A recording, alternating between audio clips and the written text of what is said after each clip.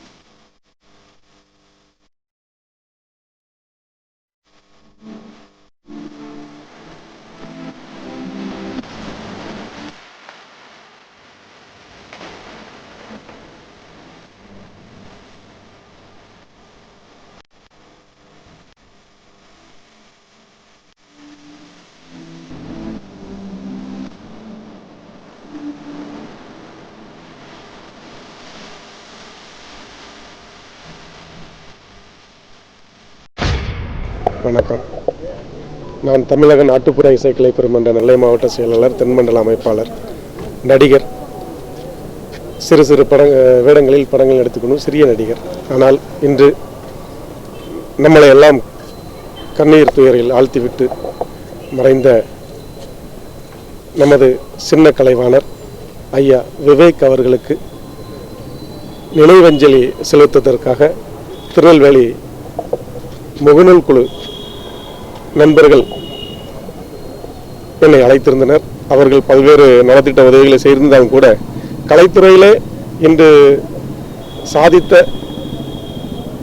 கலைஞர்கள் 1000 பேர் இருந்தாலும் நகைச்சுவையாகவே மட்டும் பார்க்கப்பட்ட நகைச்சுவை நடிகர்களில் சிந்தனையான கருத்துக்களை மக்களுக்கு எடுத்துரைத்த சின்ன கலைவாணர் ஐயா விவேக் அவர்கள் மறைவுக்கு ஆழ்ந்த அனுதாபங்களை தெரிவித்துக் கொண்டு இந்த நினைவஞ்சலிக்கு எங்களை கூப்பிட்டு எங்களோடு அவர்களும் கலந்து அவர்களோடு நாங்களும் கலந்து இந்த நிகழ்ச்சியில் நடத்துவதில் உண்மையாகவே வருத்தமான நிகழ்வாக இருந்தாலும் இன்று இந்த முகநூல் குழு ஏற்பாடு செய்த நிகழ்ச்சிக்கு நான் அவங்களை பாராட்டுவதோடு இந்த நிகழ்ச்சியை ஏற்பாடு செய்த அனைவருக்கும் நான் ஒரு கலைஞனாக எனது நன்றியினை தெரிவித்துக் கொள்கிறேன்.